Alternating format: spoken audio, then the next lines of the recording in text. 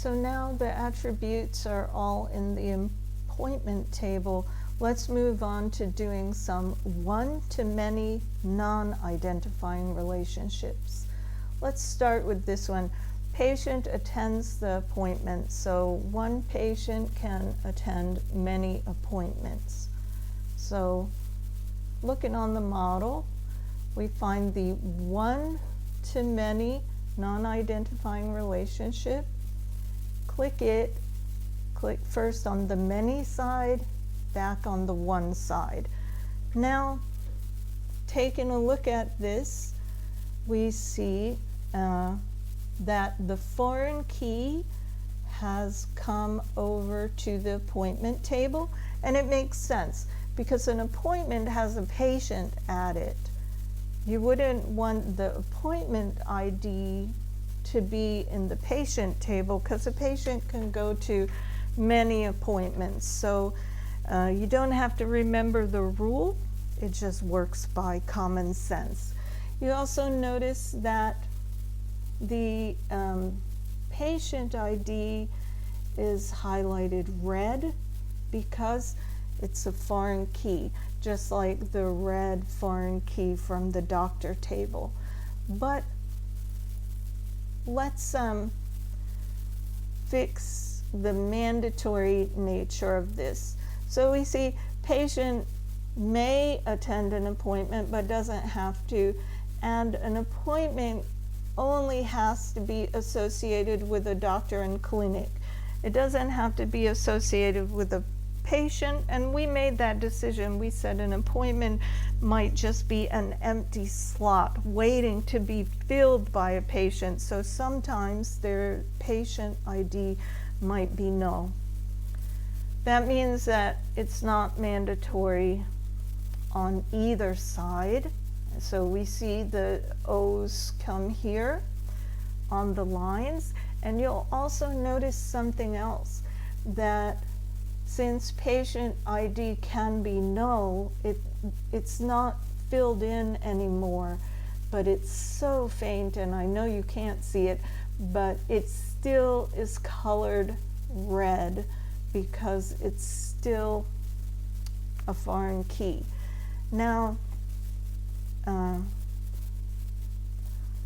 I don't like these default names. That's a personal preference, and you can name it like you want, but just be consistent.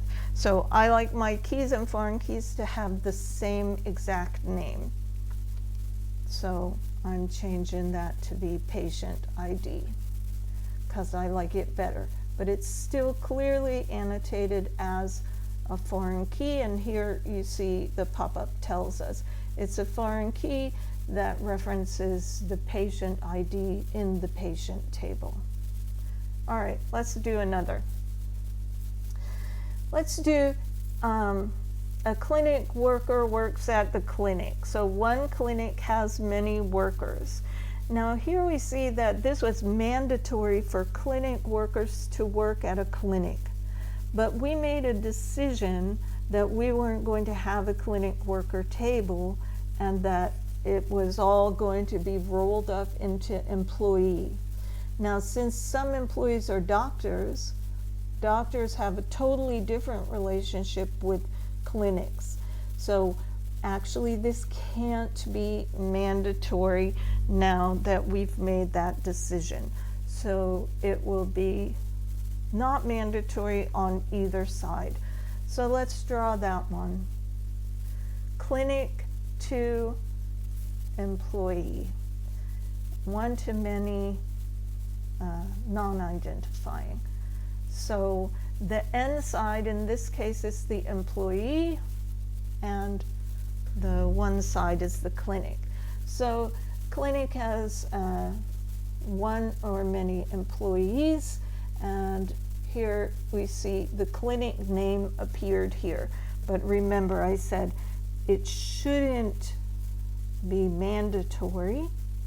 So an employee might work at a specific clinic, or an employee might be a doctor. So let's fix that mandatory nature here. So let me make sure I'm clicking on the right relationship. Let's get the employee table and the employee clinic, relationship. This is the employee clinic relationship, and on neither side do we want it to be mandatory. Okay, so that's right. And as we remember, I like to change its name. So I'm going to change its name to clinic, clinic name. Okay, now let's do a more interesting one-to-many relationship, the supervisor to employee relationship. So this is a one-to-many relationship between employees and themselves. Remember, there's no more clinic worker, it's going to be on every employee. Doctors won't be part of this, and so any foreign key that's related must be able to be null. So let's do that.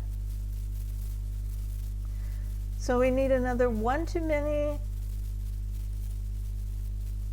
non-identifying relationship, and it goes from employee to employee. So there we see it attached to from employee to employee, and a foreign key appeared from the employee table. So let's look before we look at the mandatoriness. We see it here. So there's a foreign key in the employee table that refers back to the employee ID. And what's this foreign key about? It's about the supervisor. So I'm going to break my rule here, and I'm going to change its name to supervisor ID. And the reason is because this relationship, we have no meaning to it unless we name that field something meaningful that tells us what it is. So every employee has a supervisor ID field, but for some employees that will be null. So I'm unchecking the not null box, and you can see what it did. It changed the mandatoriness on one side of this. So some employees don't have a supervisor. Those are doctors, and they're also the head person. So the top level manager who isn't a doctor will also not have a supervisor. Other employees will have a supervisor. Okay, so let's also fix the other side, because not only do employees not necessarily have a supervisor, but on the other side, not every employee has people who they manage. So let's fix that by going into the relationship.